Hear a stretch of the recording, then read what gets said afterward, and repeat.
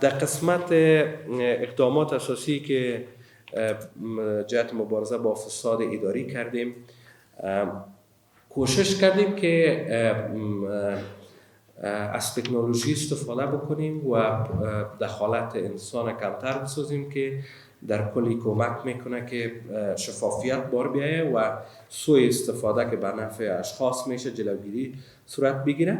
پروسیجرهای کاری را چندین بار طی سال گذشته خصوصا در قسمت خدمات عامه بازنگری کردیم، ساده سازی کردیم و موارد شفافیت مد نظر گرفتیم.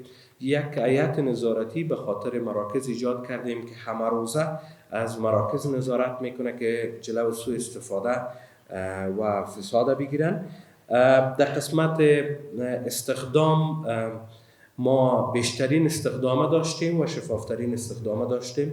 کسایی که استخدام شده از این پروسه و همکارا میتونن که معلومات دریافت بکنن. افرادی که با فساد آلوده بوده برخورد جدی کردیم. در مواردی که بوده ایجاب میکرد که به ارگان‌های عدلی و قضایی معرفی شود به ارگان‌های عدلی و قضایی معرفی شده.